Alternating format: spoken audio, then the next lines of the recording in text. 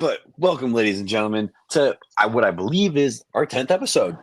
So we bring to you Raw and Smackdown review and like our future potential events. Yeah. Yeah, that's my boy Ryan. What's going on, Ryan? What is up? Sit back, relax, and ladies and gents, let's enjoy the show. So let's get right into Raw. Hell yeah, Right. bro. Sami Zayn opens up with a promo, talks about being in the triple threat, and basically is being my bad. What I believe is he's going like why would I put my championship up in triple threat? Personal issue with Chad Gable kind of brings that up. Brings up the German suplex in Canada and has an ass kicking coming his way. Brings up Bronson Reed where it's really not that personal, but he only really cares about the Intercontinental Championship. So it was more or less, like I said, like I think like last episode, it's more of a just like, it's more between Sammy and Chad, but Bronson's kind of just third wheel in this. Yeah. Go ahead. Oh, so Sammy mentioned it in this promo. He said like my beef with Chad is personal. My beef with Bronson is professional. Because Bronson only wants the IC title, and Gable wants the IC title, and he wants to wreck Sami Zayn because he suplexed him out of his wife's arms. Right. But he was kind of talking about how it's a fight between the mind, body, and the soul. The mind is Chad Gable. The body is Bronson Reed. Like that's the physical thing. Damn, there's a lot of body right there. The soul of this entire match. The soul of the entire match is Sami Zayn, and that's how basically he predicted he was going to win at King and Queen of the Ring, and which he did. He said that he's poured his heart, soul, and passion into winning this championship, and then Gable's music hits. Comes out with the Alpha Academy. The Alpha Academy looks lost because Gable's being a dick. He goes, I'm manipulative. I coached you selfishly, like right to Sammy. He goes, I'm too damn nice. Like I've been too nice to you and these clowns talking about the Alpha Academy. He shits on Maxine again about the Queen of the Ring finals. He basically said Tozawa did nothing against Bronson Reed. He's just a little bitch. He calls Otis the biggest disappointment on the planet, and I was like, no. There's a bunch of Otis chants, and my favorite thing about this entire thing for Otis, there was a free Otis sign in the crowd. Hashtag we want Otis. Hashtag we want Otis. We want Otis. We want Otis. But Sami Zayn had a question for the Alpha Academy. He goes, how much longer are y'all gonna deal with this guy's crap? Like he's like, dude, you guys see this? Why don't you do something about it? Which you and I have talked. Maybe they're scared to do something about it. Like we talked about like that.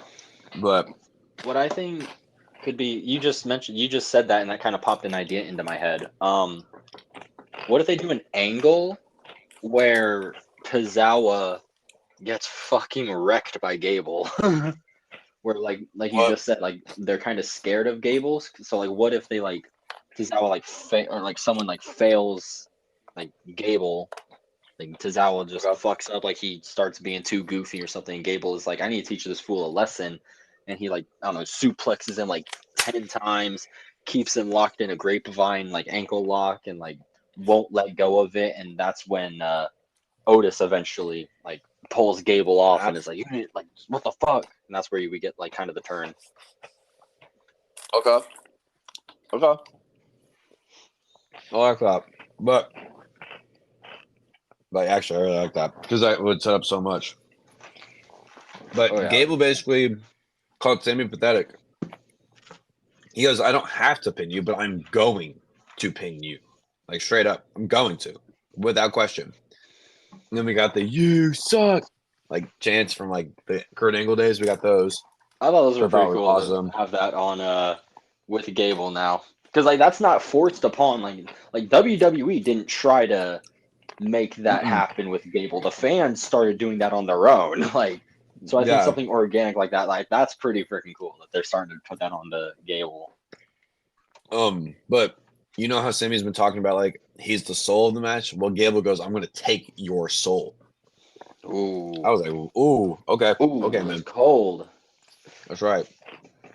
But this is where we're seeing a match between these two happen. And I think I had a prediction in this that I said Chad Gable would win at King and Queen of the Ring and Otis would turn on him on the Monday Night Raw after. Obviously, now I'm wrong. But he kind of pushed the Alpha Academy around and then like away after they tried helping him like win the match, like he's been asking them to do. Yeah, right. But go, he basically Otis looked like he was gonna hit Sammy, but he didn't. But then Otis got slapped by Gable, and dude straight up got up on the apron and clotheslined the shit out of Sammy. And Gable was kind of smiling at that, and Otis did not look happy at all. Otis did not look happy. I felt bad for Otis and what he had did because he felt he's just like this lovable like teddy bear. How are you gonna piss him off and make him do this? Yeah, right. Like I Like, what the said, fuck, bro? Free Otis. right. Like I said earlier, there's a "you suck" chance that was similar to Kurt Angle. But with this match, it was kind of like like Gable was really trying to get the Alpha Academy to try to basically do his like dirty work for him, and they would just wouldn't. So he would send Maxine and Tozawa also to the back, which kind of also pissed off Otis even a little bit more. But match started, getting 10 feet outside near the oh my god, what the hell's the AA, Ryan? Why'd you write AA? Just basically sent outside where he shrugs him off, saying he like doesn't need any help. Gable would obviously miss with a top rope diving headbutt to Sammy, who would fire her back with an attempted blue thunder bomb that Gable would counter with a suplex. Oh, the Alpha Academy. Okay. But Maxine, like I said, Maxine would like refuse to do the dirty work, so she refused to slap Sammy after he's hanging like dangling on the ropes, like he's just in the middle of the ropes. Gable would use Maxine as a human shield and like distract Sammy. Would like they would do like this thing where they slide in the ring, but Gable would get in there right before him and attack him. But they would trade German suplexes until Sammy would hit a Michinoku driver, which would set up the haluva kick that Chad Gable would actually end up rolling into an ankle lock. Clean. Right. That was, man. But Gable would throw Sammy to the outside, and Otis would do nothing until Gable would grab that title after trying to hit Sammy with it and just absolutely eating an exploder suplex. He distracted the ref. Like I said, long enough for Otis to sadly clothesline Sammy. Gable would hit the Chaos Theory and pin Sammy for the win. But the QR code would be announced again by the announce team. This is when it happened. And Michael Cole would bring up the therapy session from the Twitch stream last Thursday. But it was pretty interesting that they announced that, or they brought that up again, because now we're getting, I feel like we're getting near the end of this whole thing, but I don't know yet. Like I said last episode, I think we're gonna predict June 17th once we get there. Hopefully something happens. We'll see. But in the crowd, there was a Perk Gable sign, which I think That made me laugh. or last week That we made me. saw. I loved that. Kind of like the Perk Academy look, essentially. Then after the match, we got an Io Sky promo. I didn't understand any of it, to be honest. But I can remember they'll be like interviewing the Alpha Academy, but as soon as like it started, like stuff were going on in the back, and Cruz del Toro would actually be injured, like with Adam Pearce and the LWO nearby. But one thing that Jackie made it clear, she said it's chaos back here, just straight chaos. There's nothing like. I think this whole thing with Carlito and the LWO and Dominic is gonna go somewhere extreme. Oh, I love to see something big happen like that. Something blow off like a. I want to see like. I'm tired of just this tag feud between the LWO, Carlito, and like Legado del Fantasma, and I hope it doesn't turn into the Judgment Day versus LWO. We're just plodding around for 6 months until we can eventually just slowly move on from the program. Like I want to see this like feud actually like get cooking and get rolling. Like instead of just having a little backstage segment like this or a little something here and there every week. I think this is more to focus on Carlito, joining the Judgment Day because he needs somewhere to go. Because he knows like Ray is going to be hunting for him, and same with Joaquin Wilde and Zelina. Excuse me, Zelina. So I think he's trying to use the Judgment Day as like a new home until he can get back on his own feet in the company because he was laying around with some bums, and now he's going to be laying around with people who basically run Monday Night Raw. The Judgment Day.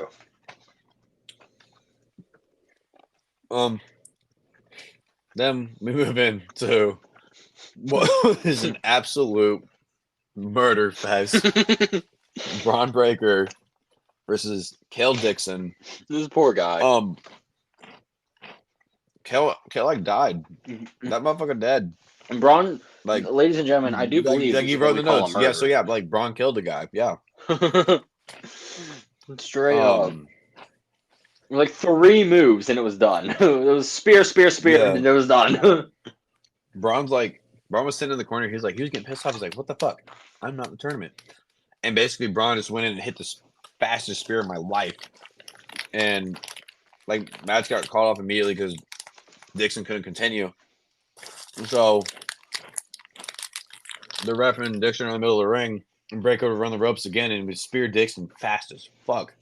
The ring again did move. I noticed that. I don't know if you're gonna get this term, but Braun Breaker basically just Von Wagner the fuck out of Kale Dixon. Basically, what that means is Von Wagner was in a similar angle like that where he got his head just absolutely fucking murdered, and he had like tape around his head and shit for a while. And Dixon had would have his head in between the steps, like in the triangle of the steps, and Braun would just absolutely just hit him with a steel chair on the back of the head, just fucking boom, knocked. And we'd see a stretch be brought out. I don't know if you or I wrote this, but we do believe we called that match a murder. That was a murder. I do believe we call that a murder. So I think this is gonna set up Gunther. No, this is not Gunther. Sorry, this is Braun Breaker.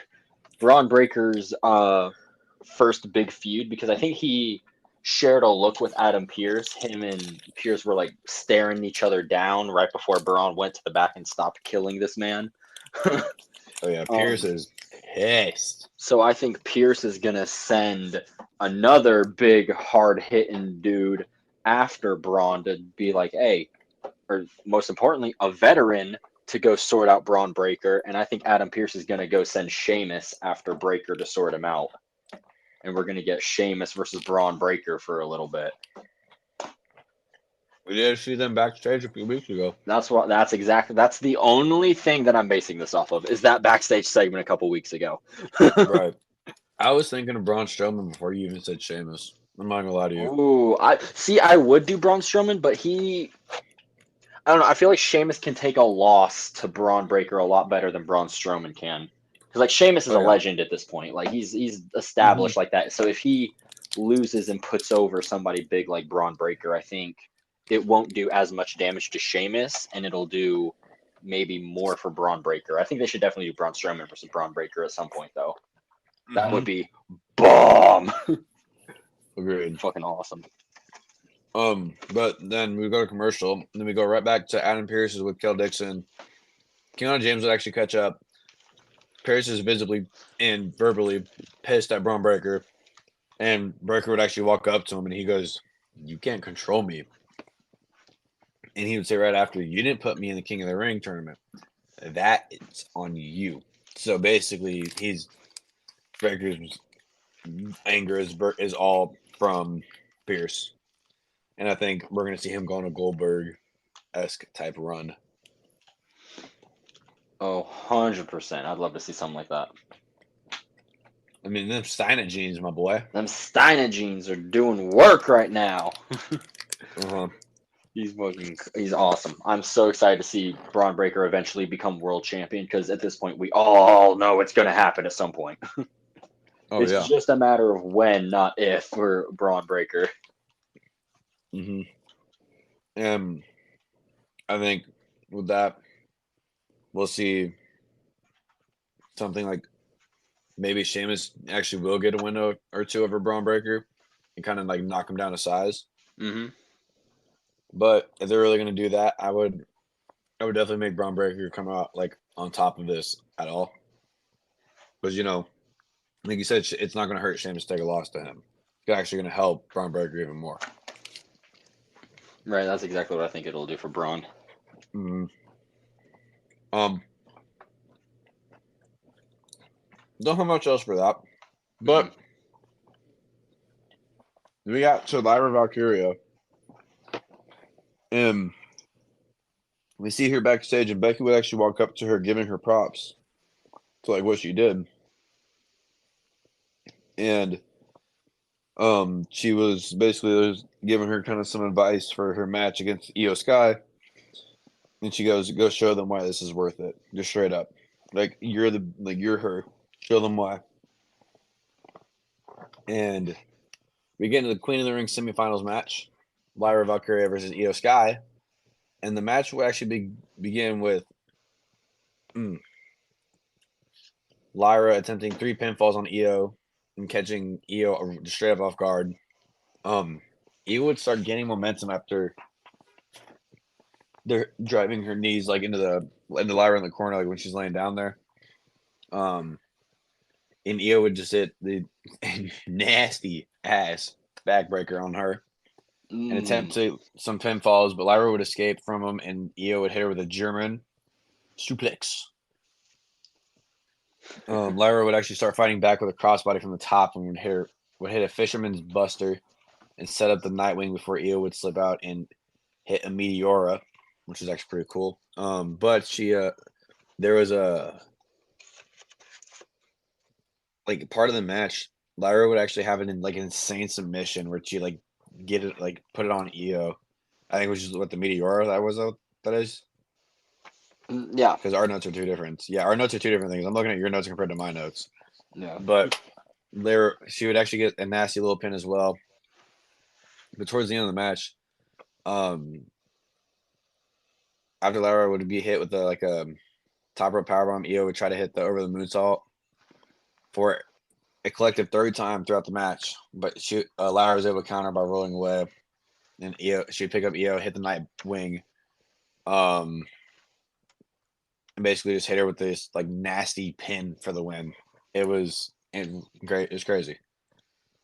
This match for me, it really helped both superstars. Like it would just show that like their mat and ring work, their ability to fucking just straight up put on a show. Like I said, this women's division has gone so far from where it was originally when it first started, dude. This is fucking awesome.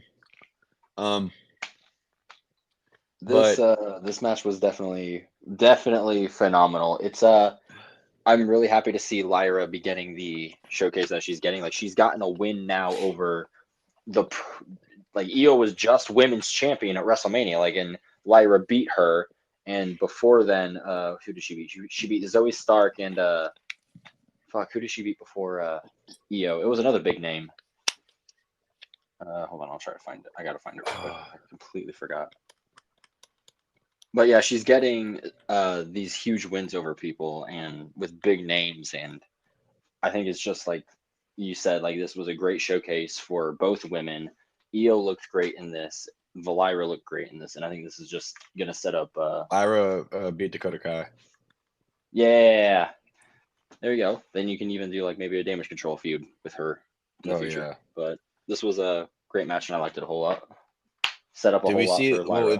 like you saying that whole thing with damage control? Do we see Becky kind of get by Lyra's side if that happens instead of Becky going on a hiatus? She kind of gets by Lyra's side, helping her out. I would hope so because I never want to see Becky Lynch leave my screen because I always like seeing Becky Lynch wrestle. She's But very good at what she does. if she does go and take a hiatus, I could get behind Lyra going on a singles. Maybe. Well, we're recording this after King and Queen of the Ring, and all that's already happened. So maybe when Becky Lynch has her rematch with Liv Morgan on the next episode of Raw for the women's title, Liv Morgan writes Becky Lynch off of TV, and that's how it writes her out. And then we get the Damage Control now start targeting Lyra because they realize that she doesn't have the backup of Becky Lynch. And then you can pair Lyra with I don't know, literally like anyone else that you want to hype up on the women's division right now. Tiffy time? No, I'm kidding. It's Tiffy time. It's Tiffy time. I wish. I wish. I don't really have much else for this match, to be honest. Mm-mm. I think the next segment, we cannot let this man die. He needs to stay immortal. R-Truth would actually talk to New Catch Republic, or who we like to call British Strong Style, and talks about the hokey pokey. That was weird. But they kind of hinted at a future match, saying hopefully we'll see y'all for the titles. And I think that the Truth and Miz had a match that night. Yep, they did. Yeah, I forgot. But Miz would walk up to R-Truth, and Truth would go, "I talked to Andre the Giant," and that Monday was actually that Sunday before Monday Night Raw was Andre the Giant's birthday. So that's probably a kind of like a nod to him, since he was one of the greats to ever do it. Right. A lot of people are in it because of Andre. Like all the big men it's because of Andre. But again, I don't really have much for Awesome Truth for that. I think like I said, my Gunther, Ilya was seen backstage with Kayla, and he was like, "Who does he think he is winning King of the Ring?" Like himself, and then he would actually end up giving props to main event Jey Uso. Like he would like kind of emphasize the main event. Like Jey Uso earned his main event status in their match that they had the week prior. And he would say he's talking about the man that broke him several times, and he goes, "Gunther." And Gunther. like he'd be cut off. Like Ricochet would walk in, and he'd be like, he told Ilya, he was "Dude, I think we set the bar high in our match for King of the Ring, but this isn't over." And like right after he said that, Braun Breaker comes out of fucking nowhere, dude. Fucking smokes Ricochet into some equipment, and Ricochet if I looked in the slow-mo, Ricochet pushed Ilya out of the way. So I think that's kind of like, Ricochet's still kind of, like he's cool with Ilya, but he wants a rematch. And we would actually see Braun Breaker over him standing tall. Just straight up. He just absolutely just murdered him straight up. Maybe that's Braun's first feud. Is Ricochet. That would be interesting. Braun would absolutely wreck that fool with a midair spear. Bro, it was like a Lawrence Taylor style of tackle in the equipment. Dude was smoked. Then I think we went to commercial, and we cut to a Gunther promo in the empty arena, and even Gunther was like, "Yeah, I was wrong about Jey Uso. He is main event Jey Uso, but he's in the business of always taking the hope away because this is a business that he loves, and he wants to strive for the real reason of what it is for. But it's not." He basically was like I said, he kind of is. What he hinted at that was like, he goes, "It's not who's more exciting." The more exciting act going to the ring, it's about who's the better professional wrestler. And he would actually predict his match that he won that night, which we do know now that he did win. But it was kind of like they both gave a nod to Jey Uso, so we could. I mean, I'm thinking we see something with Ilya, Gunther, and Jay in the future, where they're all in a feud together. Where it's like a triple threat for a PLV or two, and it's for like, say Gunther has a world title at this time, and we go with there, and then Gunther just stands tall over him twice, basically, like, so they can't do its best 2 out of 3. Mm-hmm. For that. But I think my favorite part of segments for that part of the night was Damien actually walking into the locker room, like the Judgment Day locker room, of course. And he's basically giving a bunch of props to everyone. And Damien kind of gave props about Carlito with Cruz, about what he did to Cruz. He goes, I heard what you did to Cruz. And Carlito was like, I'm gonna lay low with y'all, but Damien's like, this is not how this works. You gotta keep earning your keep.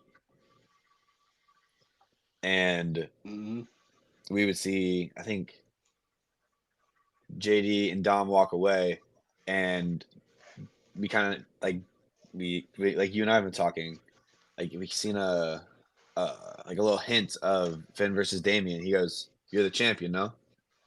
Kind of thing. Like he's the leader of the Judgment Day since Rhea's not there. Yeah, she's out with injury. But Carlito would kind of like try to break the ice of how awkward it was. He goes, "You hear about the Knicks game?" I think talking, which I think was the Pacers Knicks game. I could be wrong. Yeah, it was the Pacers Knicks game where the Pacers absolutely smoked them 130 to 109. Go Pacers! Go Pacers! Actually, I lied. I'm a Dallas Mavericks fan. I don't watch sports ball. I don't watch sports ball either, but I'm still a fan of whatever it is, just cause. Fucking tired, man. So we've actually moved next into the World Tag Team Championship match, the Awesome Truth versus the Judgment Day with Dirty Dominic Mysterio, and the women's wrestling would obviously be JD and Finn. And where are we at? The Awesome Truth would really kind of maintain a steady control until Dirty Sanchez would decide to distract the referee. Truth would get a hot tag and try to go for the 5-knuckle shuffle, but Balor would counter, and Truth locks in the STF.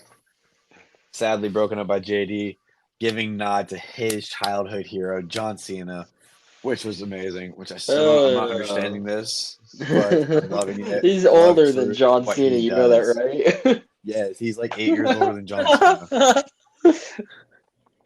Oh makes my 0 sense. God, I love it so much.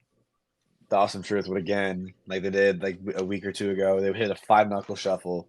Truth would hit a face buster on JD before Carlito would actually intervene and put JD's foot on the ropes.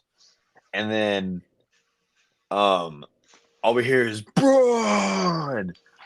And Braun Strowman flies down the ramp and chases JD around the ring like a little child. And he would fly back into the ring, and Archer would hit an AA for the win. Again, giving a nod to his childhood hero, John Cena. But was Braun Strowman the Andre the Giant reference in this entire thing? Oh, 1,000%. I think it was, because he's been mixing up superstars here lately. DIY is now DX, and DX is now DIY. That's hilarious. We love Archer, man. He's the best fucking comedy actor on the roster right now. He's so funny. And we find a series of backstage segments between Shayna Baszler and Zoe Stark first, who would actually we'd see a surprise return in Sonya Deville. I was not expecting that. And Sonya kind of was like, "Hey, I'll give you all some help tonight in your match." And Shayna was like, "Nah, we don't want your help. We know you. We know who you are." And Sonya would kind of give her just like this like dirty look or like whatever. It's like, oh, she's like, okay, you want to play that game? Do your thing, whatever. Just no. Mm-hmm. Then we move into a Becky congratulating Lyra, and Liv would actually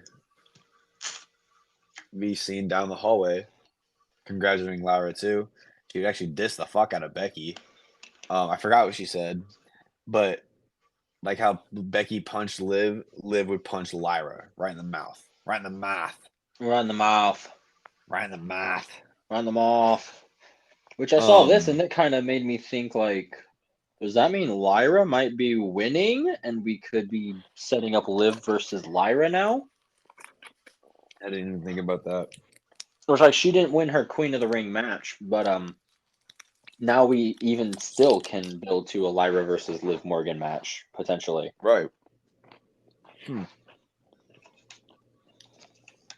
Something Yeah. that I would like to see at least personally. Do we see Lyra versus Liv at Clash at the Castle? Potentially, you potentially see it at SummerSlam. Oh, I like that. I do like that. Yeah, yeah. But then we'd see Bronson Reed walk up to Sami Zayn, and Bronson would say to Sami, "Violence is how I make my money." And then Bronson would leave. Otis would walk in, and Sami was like, "Did I expect it better of you?" And Otis, would actually tell Sami like, "I'm sorry, I really am. Like, I'm really sorry, dude. I don't think you understand." And Sami like, he goes, "Dude, don't sweat it. Like, I know you're sorry, but you need to stop listening to Gable and start listening to them." And he'd point out to like the camera, and he'd be talking like about the fans. Because we want Otis to beat the shit out of Chad Gable. Get him, Otis. Free Otis. Otis. Otis. Free Otis.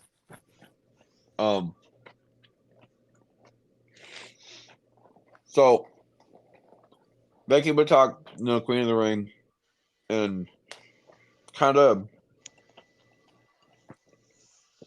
subliminally like bring up Liv Morgan's revenge tour, and then like right after that, Liv will come out, and she'd be like, "Becky, you're gaslighting the entire WWE universe." And Becky's like, "Look how it's fight," and she's calling Liv a chicken, which I thought was funny. She was doing like the chicken dance. And she did it a few times throughout the promo, but Liv was like, she doesn't care about the women's locker room. Becky doesn't care. Her purpose is but Liv's purpose is to finish the Liv Morgan Revenge Tour. And Becky was like, it's funny. It actually took you 10 years to find your purpose. And Liv was basically talking to Becky, saying that she's delusional and that all she cared about is herself. And Liv was like, after I beat you at King and Queen of the Ring, I will sit where I belong on top of the women's division. And Liv would be like, "Oh yeah, let's go fight. And then Becky would be like, "All right, let's go." So Becky would throw everything down, and Liv would get up to the ropes, and she goes, "No, no, no, no, no, no." And that she's basically was like, "I'm gonna wait for King and Queen of the Ring. Thinking I'm gonna waste my energy on you now? What are you thinking?" Right, straight up. Which made me think that Becky was actually gonna win it, because it's like a good guy thing, really.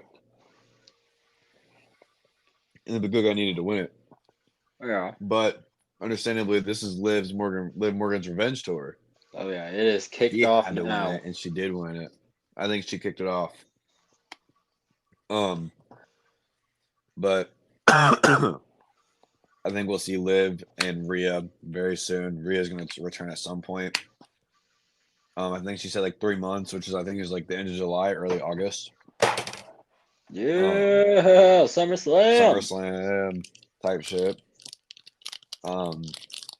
But speaking of Rhea, we moved into the Judgment Day locker room where Damian Priest is standing there, and they find out JD is going to fight Strowman on Monday, tomorrow. Yeah, Strowman's finally back in the ring. And Damian was like, "Dude, we've been losing. I don't even recognize us anymore. Like, what's going on? I'm the only one winning." Straight up. This leans more into the idea of Damian eventually maybe the Judgment Day kicks him out of Judgment Day now because he's constantly berating them and tearing them down. So maybe we see them potentially kick him out, I think. I think part of this is because Dominic is injured. I mean, yeah. What part of? He hasn't really done much since he's been injured, so I think it's part of the reason. Same thing with Rhea. Rhea's been gone. I mean, she can't do much, but I think part of that is also because now Dominic is lost without. He's basically a lost puppy now, Mm-hmm. and so that's why we've been seeing him with Liv Morgan. To be honest, um, so we might see something there between those two. And like we said last episode, the custody of Dominic match needs to happen again.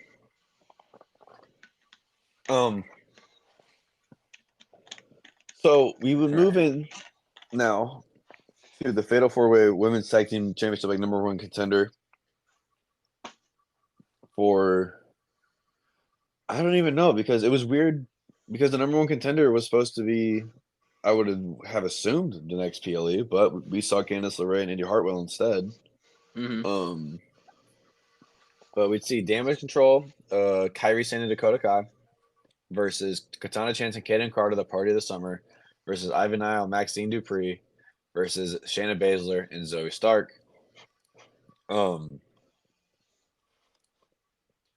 Before the match even really started, the lights went dark. Do we see this as an Uncle Howdy reference, or do you think it was just a production mistake? I have no idea. I mean, I think that's the cool part about this whole Uncle Howdy. The idea of them doing this whole Uncle Howdy thing is that when little things like that do happen, it makes you think like, oh, was that an Uncle Howdy thing or was that like a normal thing that happened? You know. right. Mm-hmm. So I think it's no matter what it ended up being, I think it ended up helping the idea of like an Uncle Howdy thing getting pushed. Mm-hmm. But we'd see all four teams like immediately just start fighting. But Maxine would get tagged in and runs just crazy on Kyrie until the Damage Control basically start taking over, and Chance and Carter would also work together to get Zoe with a hot start with the top rope Hurricane Rana, which is crazy. Mm-hmm. Ain't seen one of those in a while. No, I'm just playing. Maxine would actually end up driving Kaden Carter into the barricade and would actually hit her signature worm and an ankle lock on Dakota Kai. But Kyrie would hit an insane elbow to actually break it up. So we would honestly, I thought part of this, I thought we were probably going to see Damage Control win it here. But Shannon would actually put Kyrie in a Karakuda clutch, choking her out, and then letting Zoe basically get tagged in, and they hit a double team on Maxine for the win. Which I think, if I remember right, I don't remember what match that was. There was a move that was just absolutely crazy. I forgot what it was, but Theirs I was think that like was that. Zoe picked her up into like a power bomb basically, but instead of power bombing her, she like let her fall backwards because like Shayna was standing behind Zoe, so she let Kyrie's momentum keep going, and then Shayna caught her with a knee as she went down, and that was the double team move that they did. That's what, I forgot. It was Yes, savage. It was straight up savage. But then, I mean, I'm actually excited for Shannon and Zoe to see where this goes. Where is this happening? Where I have would no this match idea. be happening? This is like WWE's very much treating the women's tag team titles like an afterthought, and it shows with like how Yeah, this is happening. It's like this doesn't make a whole lot of sense, but when it eventually does happen, I think it'll be a really great match because Zoe and Shayna, I think, are both really good workers, even though sometimes their MMA style doesn't always mesh that well yeah, with WWE style. But I think that they could still put on a really great performance with Jada and Bianca. I agree. Fuck, brain fart, my bad.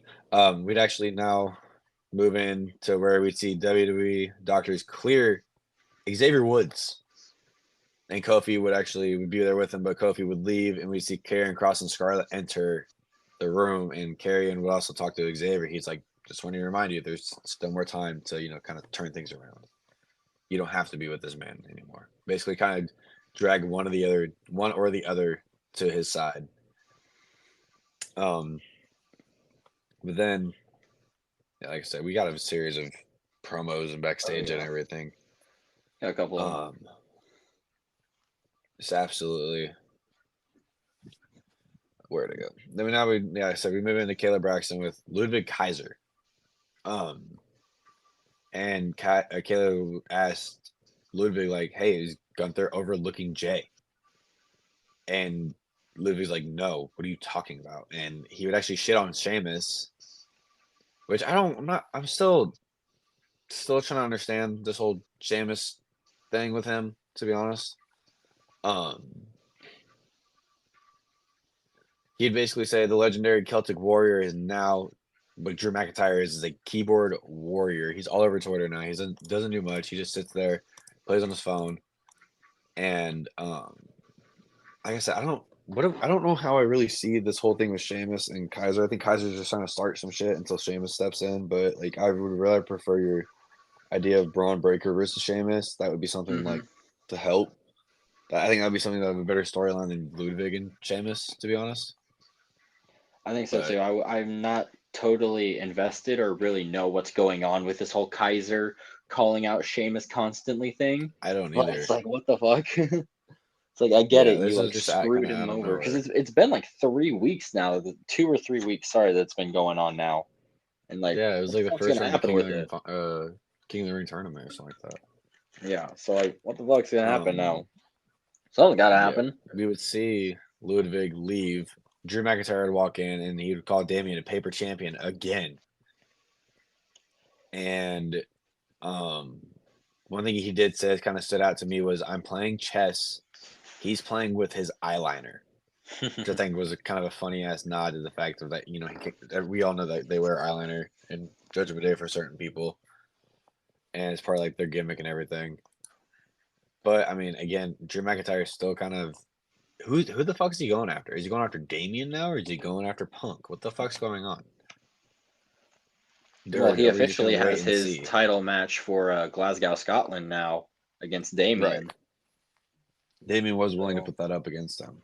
yeah, I think we're gonna I see do think this something is where we like see McIntyre win, like I said. Drew, I'm sorry, keeps saying that Damien is not keeping his eye on the ball and not focusing on keeping the world title around his waist. I think we're gonna see Drew McIntyre has been having like his hypocrite character basically. I think the same thing Mm-hmm. is gonna happen to him where he's not, or maybe the inverse is happening to him to where maybe Drew is maybe too focused on the world title that he forgets about CM Punk a little bit when he Yeah. goes to Glasgow against Damien. And then he ends up taking his eye off of that ball, and then CM Punk ends up screwing him out of the world title in Glasgow. And then that's how we get Punk and Drew. I don't know, that's a little bit more messy, but I like the idea I of like something like that. that. I do like that. I definitely want to see. I've been really high on the idea of Drew winning the title in Glasgow, but more Yes, so I over the have been past few too. weeks, I've been starting to lean more so towards Punk screwing him over in Glasgow. Right. Okay. Because then that I can do. set up a That would SummerSlam be cool. match between them, and then that keeps the title around Damien for his match with Gunther and at SummerSlam SummerSlam. because that's where it's happening. Yeah. Okay, I like that. I do like that. Um, I think then, like you said, we'll see a similar like Summer of Punk. Will it be more like a Summer of McIntyre? Right. And we'll see something like where he goes and just keeps going on a tear, and he keeps like being this hypocrite, and then he finally wins the big one. Um, like not Survivor. I would not say Survivor Series or anything like that. Like maybe like at WrestleMania where Gunther doesn't hold the world title as long as he held the Intercontinental, but he still held the world title for a significant amount of time. I would still say Or Gunther. If Gunther's gonna win that world title, I would have Gunther hold it for like maybe a year. Like I know Seth Rollins just held that same title for 316 days or something similar to that. But yeah, I'd have Gunther go on another like year plus title reign. I This got time with you. the world title though. Yeah, I got you. Just because that is Gunther. That is him. He is the Gunther. unstoppable final. He's now the guy who I would start building as the unstoppable final boss of the roster. Or like when you Right. know that you have a match coming up with Gunther, you know that you're not the favorite no matter what. Yeah, you are just gonna. It's basically You in for a similar to what he bad did with the night. Intercontinental title. Yeah, For getting not fucking slapped a and lot of shit. this sound. Yeah. Um, but after that, we would move into Gable. Like we've been talking about the Perk Academy, he would be talking to the Creed brothers, and Otis would walk in, and Chad Gable would be like, "Hey, think about what I said to the Creed brothers." Like he's talking, probably like getting like a group or something with them or whatever. So do we see Perk Academy? Yes. I think this is the That's what seeds I'm being saying. planted for it. I think this is the first because we're not seeing the creeds get presented with Ivy Nile anymore, weirdly enough. So I think this is Yeah. going to be how they're going to transition into being with Kurt Angle and Otis or not Kurt Angle, sorry, Chad Gable. Fuck. Right. And then we'll eventually see Otis turn on Chad, and then Chad team up with the Creed brothers, and then those three are gonna go wild. Agreed. Then I think do we see the Otis? So I mean, fucking hey, dude, I'm tired. All right. Otis would actually walk in, and he would tell Gable that he apologized to Sammy, and Gable thinks that he's trying to play with Sammy's emotions, and he would make Otis say again, no matter what, like um he'd make Otis make sure like he wins at uh King of the Ring, and I think that was kind of like the hint that we could have saw that Otis was actually gonna fuck up again and cost Gable the match, in which we'll probably see tomorrow. Um, the Creed brothers come in and absolutely just fuck up the Alpha Academy or something, and then we'll see them get like kind of thrown off, and then we'll see Otis kind of attack Gable at some point and just go on this absolute tear against Gable, and they would go in um like a fuck. Hold on, let me think. My brain's not braining. Um, kind of like a back and forth fight or something up until like a significant time. Like make Otis kind of like he's a seem like he's a legitimate player now almost. Mm-hmm. Um, Oh yeah, bro! I would love to see something yeah. like that for Otis. We love Otis. Otis, free Otis. Free Otis. Um, then we'd see Jay Uso cutting a promo about the King of the Ring and everything, and he would smack the garage door into his entrance. We'd see that camera just kind of follow him through the back, and Jay Uso come to the ring. We'd see I actually seen a welcome to Yeatsboro sign when it's in Greensboro, which I thought was actually pretty funny. Um, kind of like a nod to the to hometown, whatever, give him to it. Mm-hmm. But throughout the match, kind of Gunther would kind of like target Jey Uso's arm and just kind of lead, maintain a steady lead against him and keeping him down. And Jay would actually start fighting back with the only arm that he has, and that would knock Gunther off of his feet. Uso would hit Gunther with another super kick, stomp him in the corner. When Gunther would actually get up, drop Uso, or drop kick Uso before hitting a power bomb and targeting the arm and another submission. And it's still kind of fucking up his arm.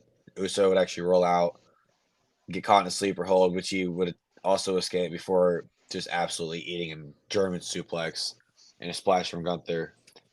And then Uso would be able to get up and nail Gunther with a spear after kicking out, but he would accidentally hit the ref as he goes down. Uso hits the Uso splash, but the ref wouldn't see it because he was down.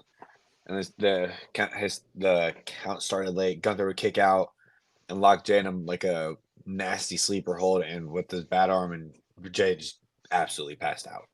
It was done for Jay.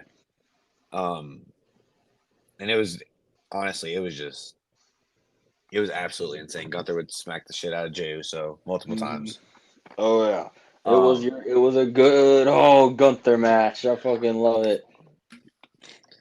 he'd actually hit a Uso from the top rope too on Gunther, which I thought was fucking dope. But I mean, I was kind of interested to see what they could have done even with Jey Uso versus Randy Orton or Jey Uso versus Tama Tonga, but we chose the Gunther and Randy Orton route. But I did hear for this Jey Uso and Gunther match, there was some bad reviews. People were kind of upset that they basically he sleepered Jey Uso. He was like people were pissed about it, and because they wanted like a pin finish, make it seem like make There's Musa nothing wrong make with Jey Uso seem that. not like a bitch. That's He what I'm didn't seem saying. like Like a I kind of bitch. What enjoyed would have that. made it seem like a bitch was him actually tapping out. Jay had his arm targeted the entirety of that match, and Right. Gunther basically put him into a sleeper hold that doubled as an arm bar. So it was a double submission that knocked. So Jey Uso knocked out from the sleeper and the pain. So Yeah. I disagree with people who have a take like that because it's just objectively wrong. Yeah. It's complete. It's not a.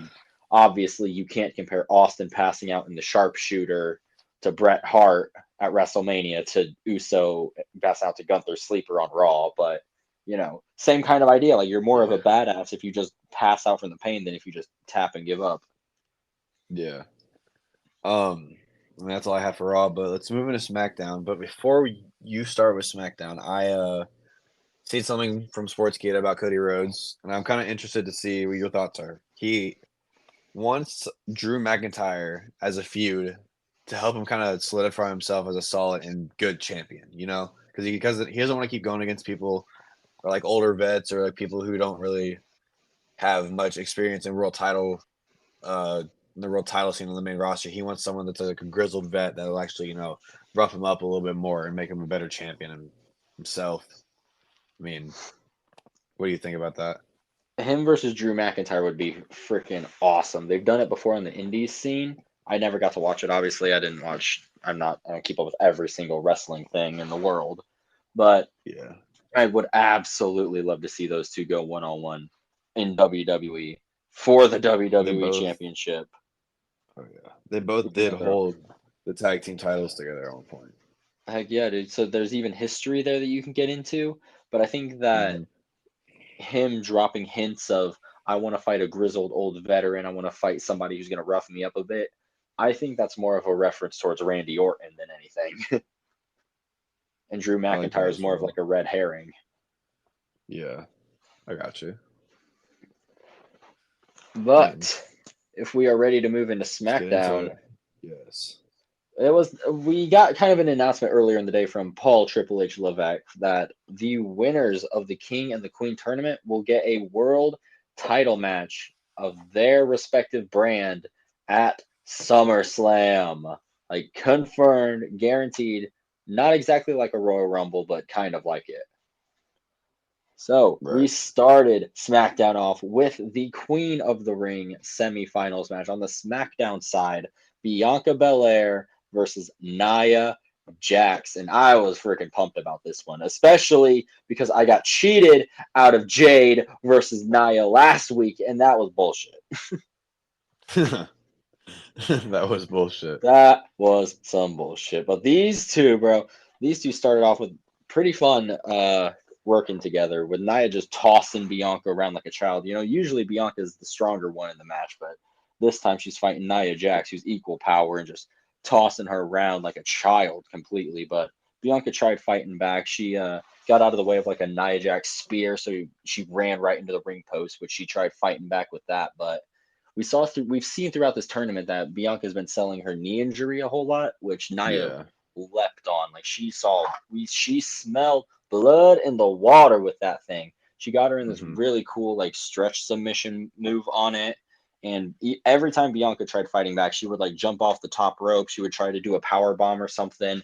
Her knee was always giving her trouble no matter what she did. But Right. she countered one of Nia's like attempted annihilator. She climbed to the top rope to try to squash Bianca, and she ended up picking her off the ropes into a KOD like position. Damn. She was gonna hit the KOD, but of course she's got one good leg, and she just completely crippled and fell down. Nia Jax just gets up and she's like essentially just shrug emojis at the camera, like, oh well. She just sentons and flattens Bianca with that before dragging her in the corner for an annihilator for the win. Nia Jax goes on to Queen of the Ring, and she ended up winning the crown Queen Nia, bitches. We did see Lyra in the stands that night on Smackdown. Kind of, kind of seeing what she can Oh do. yeah, she saw her. We saw her scouting it out. We even saw Nia Jax grab like a little crown thing from I think Bianca's hair and like Yeah. place it on her head like it was a crown. Right. Yeah. Oh yeah, dude, it was awesome. She even got interviewed by Kayla Braxton afterwards in the match where she just shit on everybody. She said, "Man, fuck y'all. I'm gonna be the queen." But we saw next up, we move on to an announcement for the A-Town Down Under hosting the Grayson Waller show with their special guest, L.A. Knight. Yeah. Yeah. But before that happened, we saw Byron Saxton interviewing Bianca Belair backstage. She was on like a little medical table, and he asked her essentially like, "How's your knee doing? Like, how do you feel about this loss and all that?" And before she could even like answer, Candice LeRae and Indy Hartwell walk in and start bullying her. Essentially, they started taking credit basically for Bianca Belair's knee injury and taking credit for Bianca Belair losing in the Queen of the Ring tournament, which is when Bianca kind of stood up and it looked like they were all going to start brawling when who walks in but Jade motherfucking Cargill, y'all. And of course, Indy and Candace back off from the storm herself, and she just goes, "I'm going to go talk to Aldis about this," which we know now got turned into a women's tag team title match. Mm-hmm. Which I thought was actually yeah. going to happen with Shayna and Zoe, to be honest. It should have because they won a #1 contendership match. That's what I'm But saying. I love the idea that as soon as Jade walks in, like everyone just wants to back the fuck off. Like no one wants to mess with the storm, y'all. Nobody wants that smoke. But we do now Nobody. move. We do now move into the Grayson Waller effect with who was supposed to be hosting LA Knight, but as they're out there, they start talking and shit. They start hyping him up. They start hyping somebody up at least, which who comes out but himself, the man that don't miss, Carmelo Hayes. Ella don't miss. Melo don't miss. He comes out and he thinks they're talking about him and he starts basically listing off his accolades and shit like that. And when he gets into the ring, Theory, those two have beef from the past in NXT and stuff like that. So it was a little confrontational with Theory at first before Melo was all like, "Man, we're the young guys. We got to stick together. We got to take out these old, ungrateful veterans that are over here taking all of our spots and stuff." He basically called all of them like egomaniacs and shit like that. He targeted fucking everybody, but especially LA Knight, who was supposed to be coming out.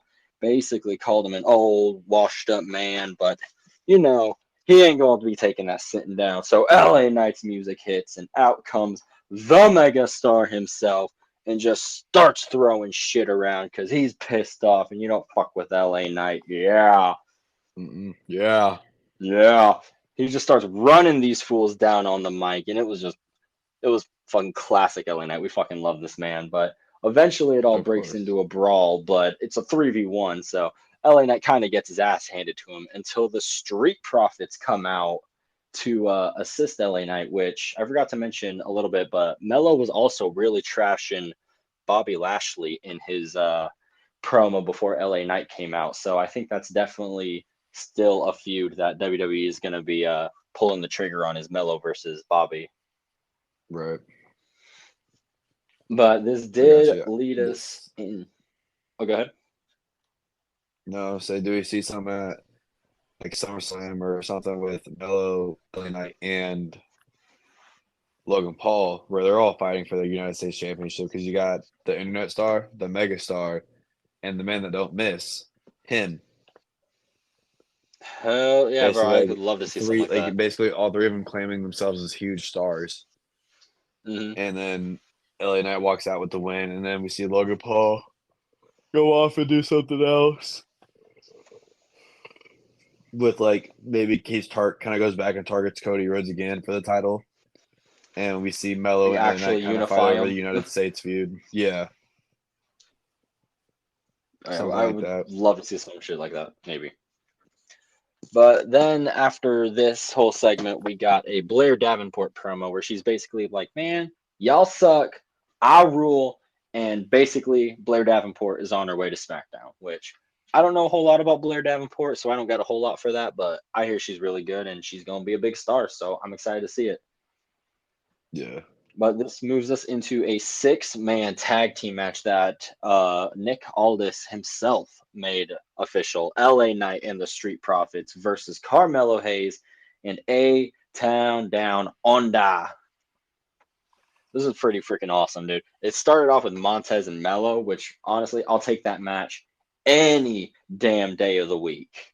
Because those two, like, they work together for like 30 seconds with Montez getting the upper hand because he's obviously the more experienced man over Mello, but there's some chemistry there. I could see that. I could see that going crazy. But Theory eventually gets tagged in. LA Knight gets tagged in, but LA Knight's a big motherfucker, so he's just overpowering fools. He's throwing the kicks, hitting elbows. When Waller scores in a blind tag and comes into LA Knight, and they double team him. Then throughout the match, really the heels were kind of just dominating this motherfucker. Dawkins eventually got the tag in from LA Knight, and he just got slammed into the corner and just got fucking wailed on. Oh, sorry, my fucking back. But you're good. So Mello did look scared of LA Knight as soon as LA Knight was tagged in. So I mean, dude, like I was mentioning earlier, do we see a Mello and LA Knight future feud? Oh, I think it's 1000% gonna happen. But we had some. Yeah, I think that's 1,000,000%. Like probably the next single feud that's going to happen on SmackDown between these guys. Right. I also think that because of this match, we're going to see the Street Profits go after the tag titles. I like that. Oh yeah, dude. This Like match was pretty fun though. We saw spots like fucking Theory and Waller taking out the Street Profits or whatever and standing on the apron and like mock tagging in Dawkins or whatever, some shit like that. Yeah, it was pretty fun. I liked it a whole lot. I would love Not to see the too Street Profits as much, champs. obviously. Waller attempted a rolling stunner for the finish on it, but LA Knight hits the BFT. Montez hit a giant frog splash to end the match. But I think this was something more to set up, like what I mentioned, Mello versus Knight, and then Profits for the going after the tag titles. Yeah. Oh yeah, some shit crazy like that. But backstage we see Bailey, was it? No, that's the wrong one. God damn, we gotta fucking. No, we actually see Logan Paul and Michael Cole and Cody Rhodes in the kickoff show in Saudi, and Logan Paul would actually give the brass knucks to Michael Cole himself, and then we'd actually see some tomfoolery later on in the night with Logan Paul, but that we saw Cody and Orton actually backstage and they shake hands, and Orton kind of keeps his eye on the title as he walks away from Cody, or Cody walks away. One of the two, I forget. And I think Orton's not keeping his eyes on that title as long as Cody has it. He's eventually going to target Cody at some point and kind of leave Kevin Owens alone. Yeah, yeah, definitely. Or could we see that match happen at Money in the Bank, and then we see a bigger match between those two happen later down the road, like a WrestleMania or something? I think that's more of a WrestleMania match for sure. Oh yeah. But speaking of yeah, Mr. then Cody we see Rhodes, in the ring yeah. We saw Logan Paul come out into the ring, and he's the American Nightmare Show. Was that what it was? Was that what it was called? Or something like that, yeah. It was some dumb shit like that. Well, Cody was out there basically like, what do y'all want to talk about? When Logan Paul walks out, there's a lot of shit here, and talks his history in Saudi, and says he's walking out tomorrow night when he's talking on Friday with both championships, and Cody might have the edge in experience, but Logan is smarter, and brings up the fact that he gave Michael Cole the brass knuckles, but Cody Rhodes is like, man, I'm too smart for that shit. I know you got a pair on you right now. So they do a whole search thing with like a senior official and all that. Logan Paul's like, man, if I'm getting searched, you're getting searched. So ref searches them both and finds out Logan Paul got a second pair of them motherfuckers on him. Like, man, I found out you a they pussy. were actually Jake's pants. They're in his pants. That's nuts. But yeah, then Cody Rhodes basically, he says, Logan, you're scared of me, and that's why you need those. But he goes, I don't think of you as a YouTuber. I believe you're a pro wrestler, a WWE superstar, and he might be a part timer, but if he ever does be a full timer, then he might be on Cody's level. Yeah. But yeah, calls Logan a kid, and then we move backstage to Randy Orton, who's talking about the King of the Ring semifinals. And yeah, it basically says, unfortunately, he's Randy Orton, and he's going to make and he's made a history of being unhinged and predictable. And Tama Tonga is no different. He's going to fall victim to RKO like the rest of them. Dude, yeah. Fucking Randy Orton. Dog. Yeah, he's got that dog in him. Then we see Bayley and Nia Jax cross paths backstage as Bayley is on her way to her match with Chelsea Green, and Nia Jax basically just says, you need to keep that thing clean for me until SummerSlam. Okay. Yeah, like, let's go, Nia. I'm all for Nia becoming a world champion. I cannot lie. I am as well. I think Nia is going to be more of a significant champion later on than she wasn't earlier in her career, because she was still kind of green earlier in her career, but now that she's kind of better, she's can actually hold that title. But I think I think we might see something with Nia in the bloodline, because again, she is loosely related to them. And later on down in the future, like, Nia joins the Rock side because he's the final boss and she's the queen of wrestling. Because she won Queen of the Ring, or something like that.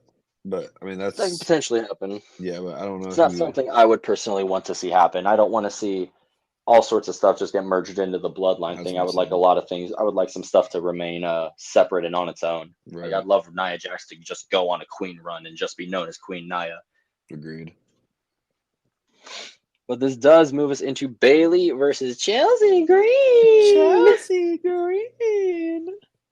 This was essentially a squash match for Bayley. Chelsea Green was able to get some offense in there. She was even hitting a Rough Rider at one point towards the end of the match, but after hitting one Rough Rider, which was pretty fucking awesome, calling out Matt Cardona there, and tried to go for another Rough Rider that Bayley was able to counter and hits a Rose Plant for the win. Like I said, this match was basically nothing. It was to basically just hype up Bayley, but after the match, Piper Niven absolutely wrecked Bayley. She completely smashed her with 15 fucking sentons or whatever and just left the champ lying.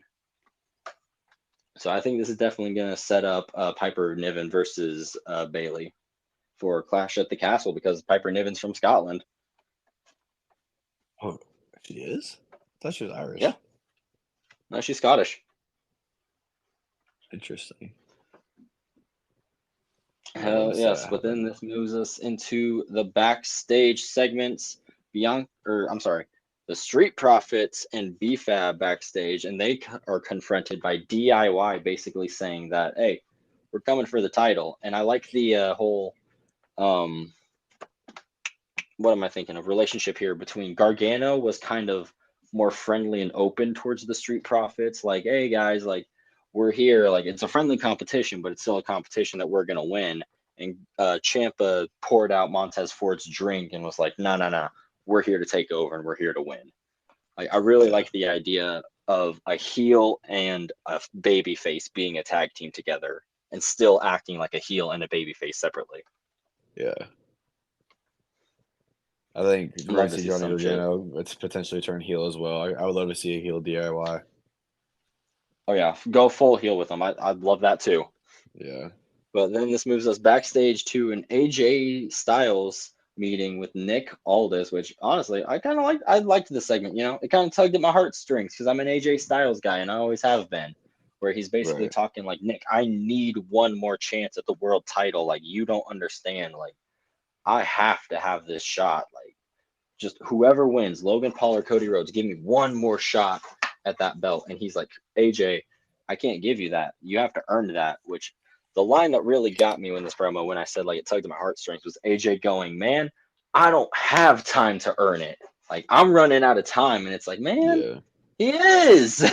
he's getting old. We're like, damn, I don't want to say bye to AJ Styles, but like, I want to see him be pushed to the top while we still got him, honestly. Mm-hmm.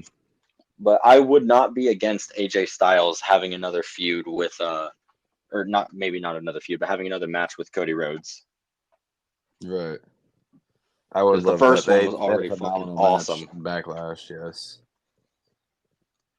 Hell yeah. But we Phenomenal. also got an Andrade El Idolo promo afterwards. And I have a little bit, speaking of Cody Rhodes, honestly, I have a little bit of a like question for you is, what are your thoughts on Andrade El Idolo versus Cody Rhodes for the title? Like, I know that's pretty random, but I think that, like, one, it would push Andrade immediately to the top and get everybody to understand that, like, okay, this luchador is, like, not just like every other luchador that gets shoved into the mid-card title scene, but, like, he's a main eventer.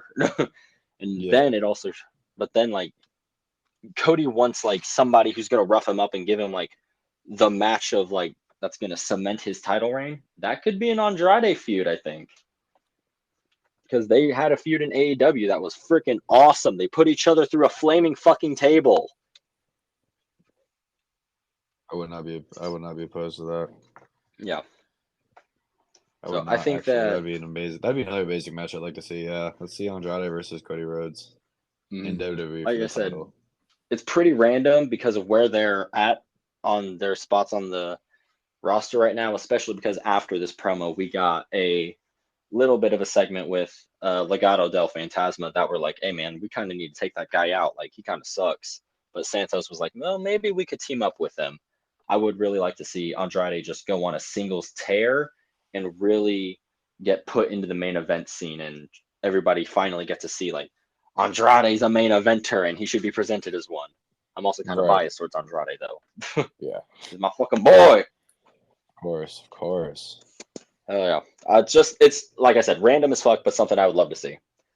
But this moves us into the Bloodlines locker room, or was it? I don't know if it was locker room, but it was backstage with the Bloodline, and they're basically all talking, hyping up Tama for his match with Randy, where Paul Heyman drops the bomb that, like, hey, I couldn't get Tonga Loa into this country because of the crimes that and shit that he's done, and I was barely able to get Tama in here.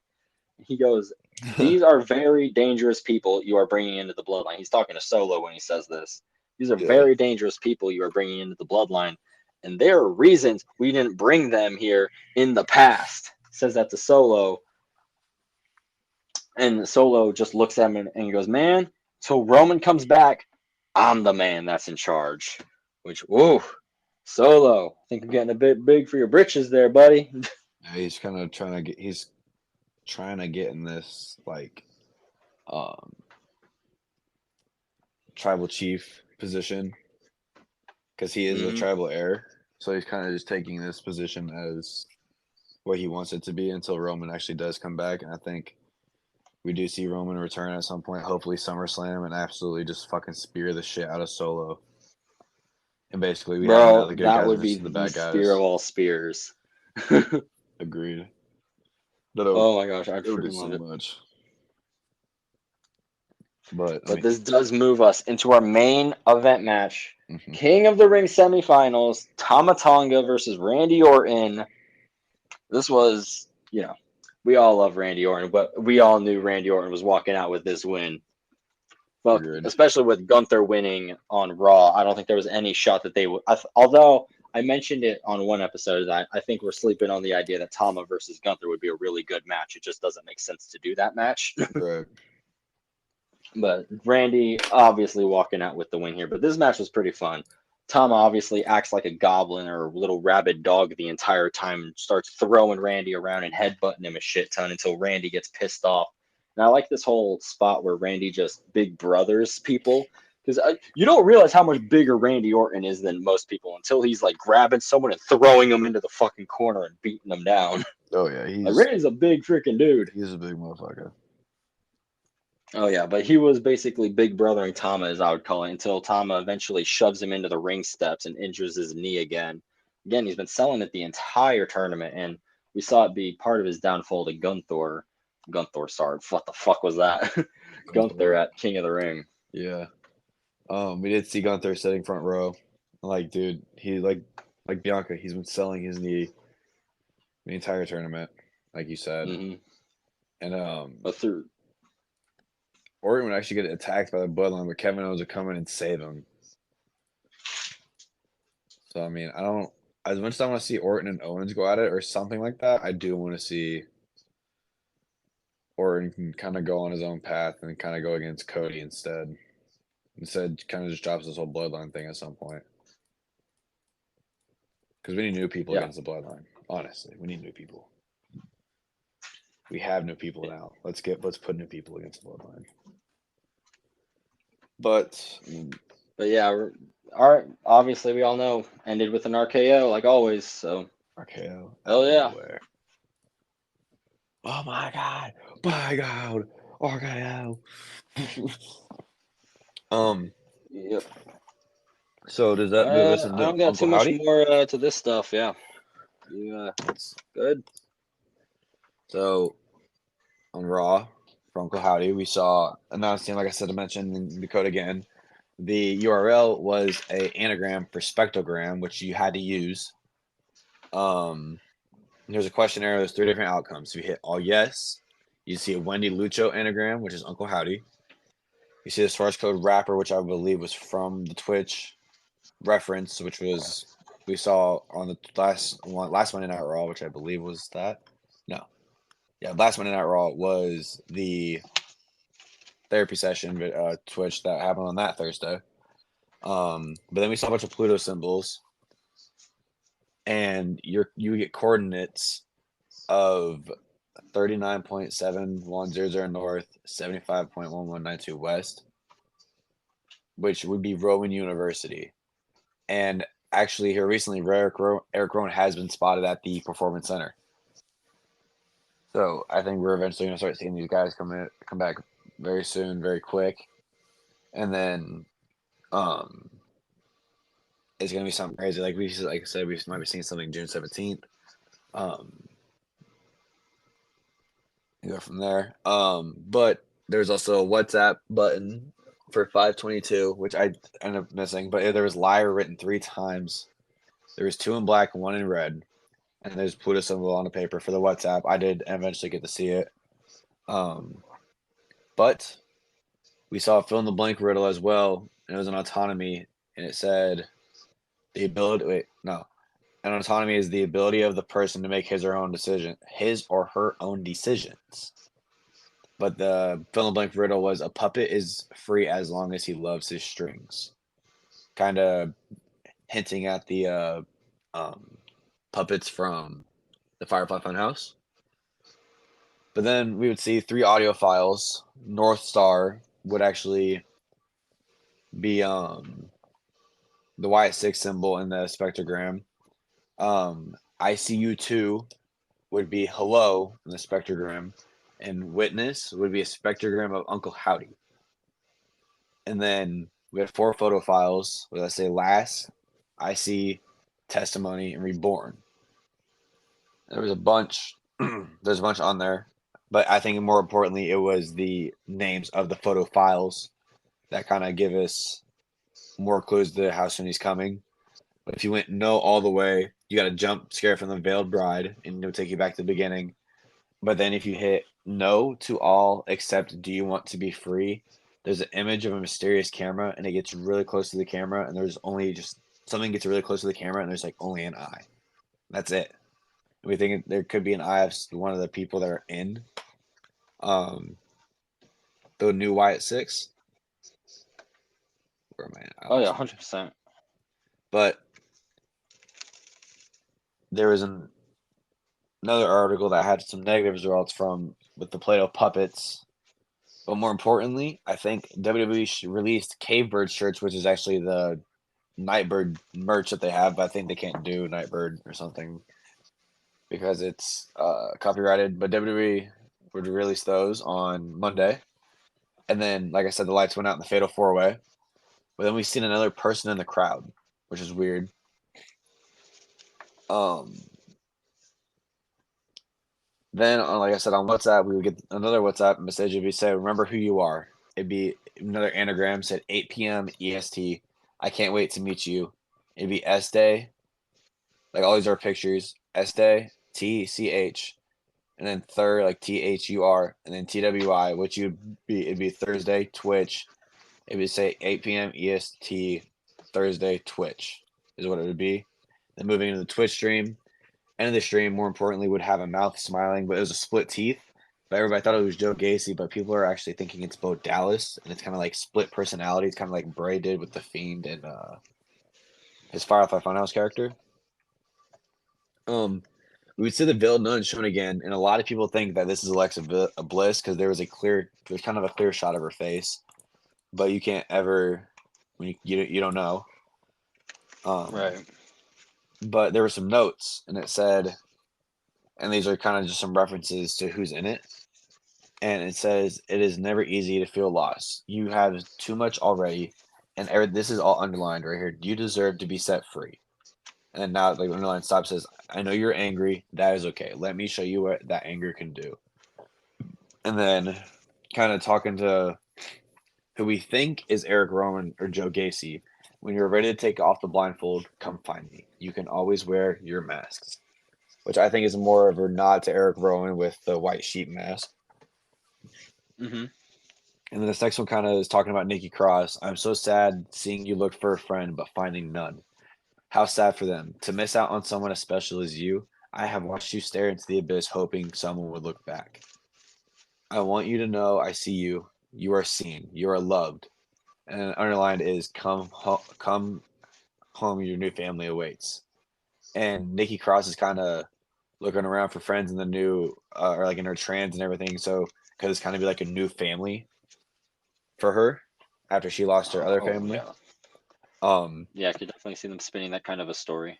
this one is kind of hinting towards Dexter Loomis in a way because it says, "You had a family, you had friends, you did your best. They revealed themselves to be," and this is underscored, "liars" in all caps. Um, it was kind of circled like crazy with the red and black pens, and then it was ripped up and wrote a new note. The new note said, "Your family betrayed you. You deserve better.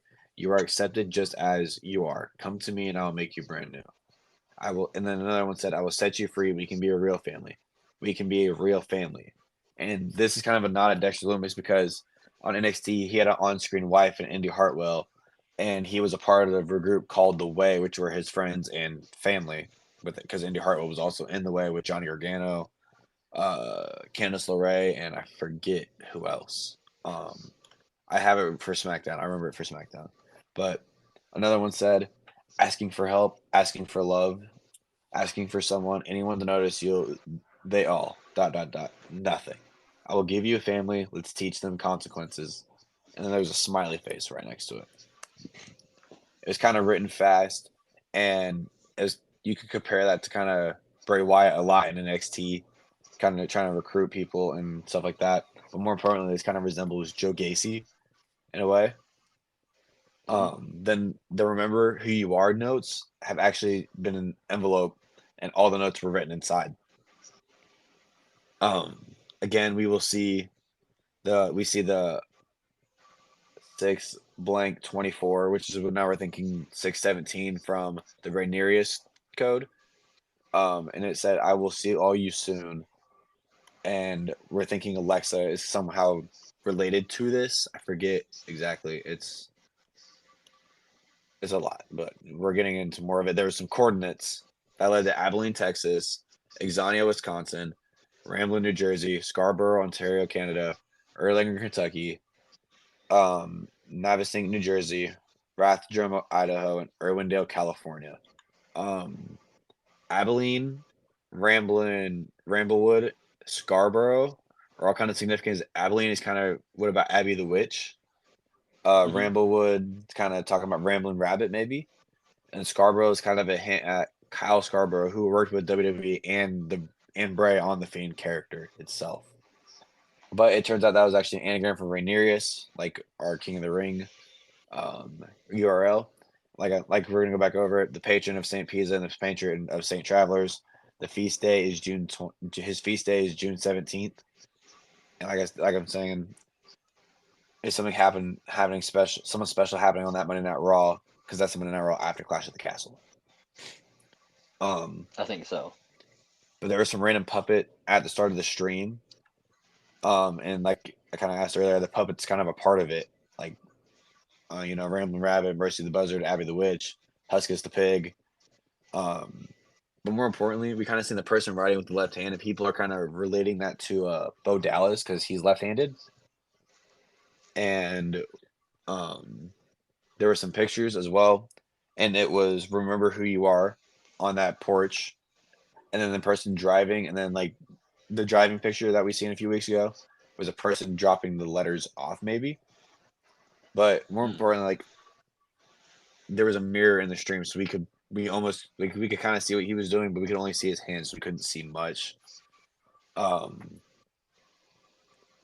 moving to Smackdown, this is where this one was just absolutely loaded with shit. The URL was archive recovered. If you looked at the top of the page, it said restore from backup pound CNMN167 on 24/05/23 by unauthorized. This could be referring to Conman 167, the go-to place for like WWE streams. But he said something that WWE paid attention to because he was streaming the Twitch stream, and something had to do with WhatsApp. Then the sound button actually updated today. It played some weird sounds. I don't really know how to put those together with it. But Kintsugi was the title of the page again. We saw Kintsugi was like the Japanese form of fixing something. I don't remember that. But it said an open door is a welcome that makes a stranger into a friend. Right below it. And then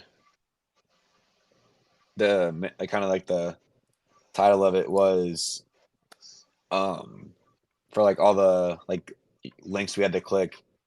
Right below that was, can you keep a secret? And my question is, are we in this mind of Uncle Howdy when we go through these?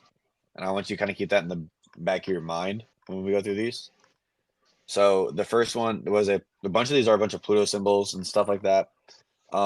These first like three are all have Pluto symbols next to them. The first one says, "Why didn't I trust him?" And you click that and you would read, "When I was a kid, I would see him in my dreams. Sometimes I wouldn't know if I was awake or still dreaming. Sometimes I still don't. He didn't try to harm me, but I was afraid. I didn't trust him. Why was he always there? I convinced myself he lived in that house, but everywhere I went, he followed me. Grown up said it was my imagination, the loneliness of not being believed. I never felt so alone. I don't ever want anyone to feel like that again." The next one said, "Learning.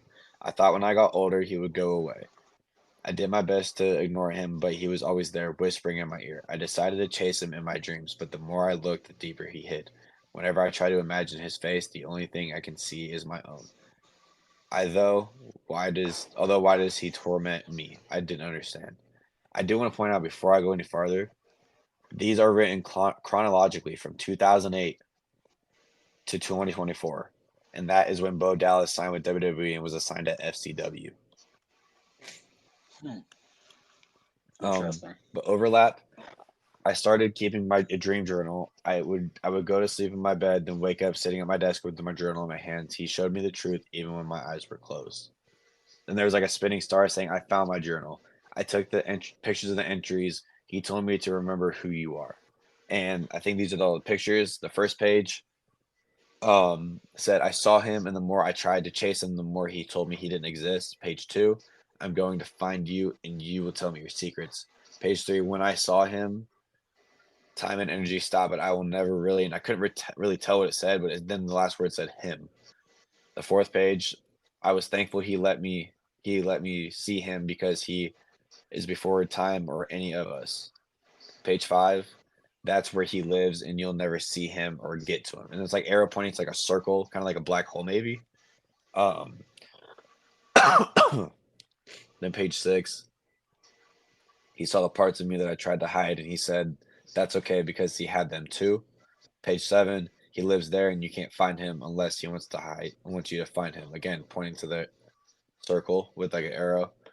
He is in the shadow, and he's always been there. I don't know if any of this is making sense, but sometimes. Page 9, I think he's writing this, and it's just a drawing of a smiley face, big drawing. And the last page, now I wonder, is me, or if that's what he thinks, if that's what he wants me to think.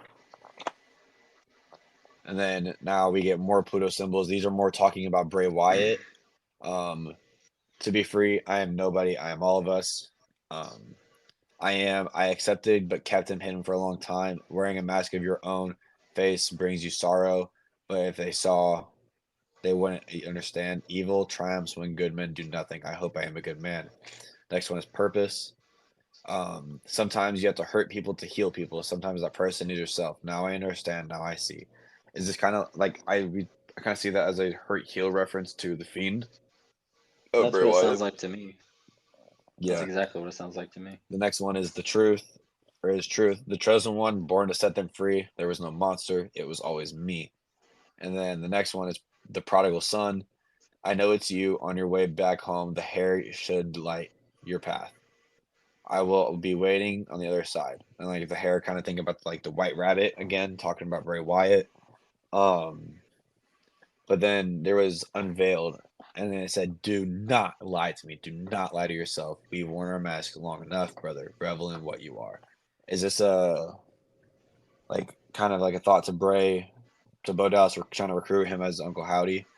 Honestly, or I could see this more as an Eric Rowan reference as well, because he's worn the masks before with Bray Wyatt and the Bludgeon Brothers. Right. So the I next think more of one, like Bray to yeah, Bo go ahead. because of the whole brother talk. Sorry. Yes. No, you go ahead. You're good. But the next one will be she, and whenever I say she and her for this, they're all capitalized. So it'd be when she speaks, mountains should tremble. It's waiting for her.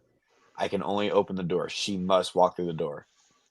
Is this kind of Alexa Bliss reference because she was she was basically the female equivalent to the Fiend herself. Yeah.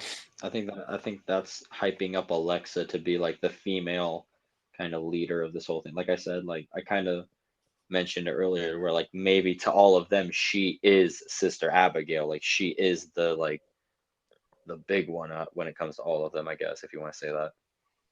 Yeah. So the next one we had was Owari, Owari, and it's Japanese for the end. And it said there is sacredness in tears. They are not the mark of weakness, but of power. They speak more eloquently than 10,000 tongues. A choir of tears sings of you forever. And is this kind of like talking about the loss of Bray in a sense? Because the next one, I kind of think this one ties in the second one, is because the next one said purpose again. It said, I found solace in the words of Red. I looked closer, the prophecy became clear. I am the catalyst, the healer, the shepherd. I will set them free. I will give them life. And I think this is Bo Dallas kind of saying, like, hey, you can come to me because I was his brother and I can help you through his death. But is it also kind of like his goals for the new Wyatt Six and what he's wanting to do in the WWE himself? That's exactly what I think it is, because like it would make sense for something to be like, especially with it being named purpose like that. Yeah. Him saying that he is the shepherd and he will set them free and I will give them life. Like it makes it sound like he's the one rounding up the flock that is scattered now that Bray Wyatt is gone, and he's kind of bringing them all back together and is gonna set it all right. Yeah. And so to go back on your thought about last episode about the names that he call them, these would actually be the names. So Hex kind of references Nikki Cross, and it says this one searched for a friend. She found none, so she stared into the abyss, hoping someone would glance back, and still no one cared. I will lead her out of darkness, but let her keep the darkness inside. And to kind of note about this, none of the she's or hers are capitalized at all. So Mm-hmm. it kind of like helps kind of like push the Nikki Cross idea, but staring into the abyss kind of translates to like the transes that she's been in when she was seen walking around backstage or walking around the ring area or even in the Royal Rumble where she just stand there, looked at the hard camera and got thrown over the ropes and then just stood at the hard camera again. Right. I think that's exactly it. So then the next one is Truncheon. This one brings me joy. He already knows the way. We will behold his wrath, drown in his inflictions. And I remember how I said the Hold the Way earlier. Dexter Loomis was a part of Dexter Loomis was a part of The Way with Johnny Gargano, Candice LeRae, Austin Theory, and Indy Hartwell and himself. Right. Kind of hinting at that. Then the next one is Prey. This one is loyal. His family was not. The vultures picked at him until he was made anew. I see what he can become. I see. This is kind of like Eric Rowan. This one I don't really know. I feel like it's Eric Rowan, but I mean, I think kind of like how they mean by this one is loyal. That Eric Rowan. I don't think Eric Rowan went to AEW, did he? He did. He did. Okay, then never mind. Yeah. So I'm kind of like reading ahead a little bit and seeing that I would kind of put Eric Rowan with the next one that you're about to talk about. Right. That was just me personally, though, just based on what I'm reading. Yeah. So the next one is Spark. And it says this one was abandoned, left for dead. Begged for approval, was beaten instead. I will show you how to be free. You're safe now. And this one kind of is more like a Joe Gacy because he was abandoned as like an NXT, like part of his NXT character. He was abandoned as a detail for him. Then we got the GIF, whatever you want to call it, anew, and it was family. And it said, "We are whole. We have become complete. We can't wait to show you how beautiful we have become." Like, are we they finally together? Like, do we see them I now? think this is them. I think this is them officially saying that they are now the family. The family, The not the family. NXT ones. But next one we saw empathy. It says, "Where's your empathy? All they want is a chance. You reject them without merit. You pray for their demise. What sadness do you mask? What worm consumed your heart? I hope you find solace. I hope you find peace." That's kind of like a hint at the fans because they're all like, "When is he coming? Like, come on now! Like, we're getting tired of this." Like, they're kind of just shitting on this whole thing now because people think it's taking too Yeah, long. Like, you gotta let this thing cook. You gotta let it sizzle out. You gotta let it do its thing, almost. Um, yeah, I kind of like that kind of interpretation for that. Next one we would see is establishment. It seems every week there is another. I wish to vanquish them, but I must give them time to repent. I wish I was already there with all of you, but I can't be selfish. A lack of repentance carries a heavy price. Please give me just a little longer. You understand, right? Are there new rumors popping out about them? Like, what's can we see? But is there Mm, like a solid reason that we are actually waiting this long for this to happen? I really have no clue. But then we would see another Pluto symbol that said besides, and it'd be like they're talking about us now. We finally got their attention. Let us savor this, and we will show you signs and wonders. But then we would get a new one today. It'd be discipline. And it said, it is important to question in order to believe. I forgive you. And there was two links. It said image. There was images. It was Prov 131, and it read this was underlined, and then I was underlined, and then it goes, "Am the one who hears the words of the red. I see the vision. We move when I say, not you." And I kind of was thinking, does this kind of translate to Bible verses? Proverbs 131 says, "Therefore they shall eat the fruit of their own way and be filled to the full with their own devices," which is the King James version. The next one is the same thing, the King James. Proverbs 13:1, "A wise son heareth his father's instructions, but a scorner heareth not rebuke." Basically, kind of hinting at the fans again, basically telling them, like, dude, you need to be patient with this. Quit being so pushy. And then the next Right. one, there would be another image. It'd be Prov 155, and it would say, this picture would say, "Patience is the road to wisdom. Have you lost your trust in me? Are you calling me a liar?" Liar was written in red. And then this is all capitalized. "You're arrogant. You know nothing." And then Proverbs 15:5 would say, "A fool despiseth his father's instructions, but he that regardeth reproof is prudent." I don't know what that means, but I just wanted to add that in there. But then Proverbs 5 says, "A wise man will hear and will increase learning, and a man of understanding shall attain unto wise counsels." Basically, like saying, like, wisdom goes a long way, but just relax and enjoy the ride while we're here, because Yeah, right. this is all supposed to be one big thing, and the fans are kind of pushing it because they want it to be over with now. Hmm. Like basically telling people like enjoy the build before the bang, you know? Yes, kind of like WrestleMania, but WrestleMania was a hit and miss for me for some of it, but a lot of it was very, very good. Yeah. But I mean, that's all I have for Uncle Howdy. I think he's gonna. I think we'll see something huge on June 17th, the Monday Night Raw, after Clash at the Castle. We will get that uploaded that following Sunday. I'm excited to see what's going to go on with all of this and what we can do or what they're going to do with Uncle Howdy and who they're going to put storylines in and everything like that.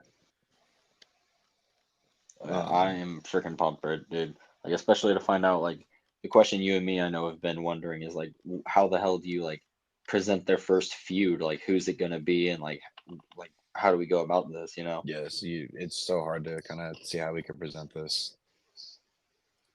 Yeah, But I but mean, I don't think they have plenty of options. They could revisit old feuds and kind of play them into new feuds. Honestly, they could do whatever they want with it. right, because these are all like new characters now, so Hmm. I think it's gonna be set to be something pretty freaking awesome. Agreed. But you got anything else to add? No, I do not. All right. Thank you, everybody, for listening Thank to the latest you. episode.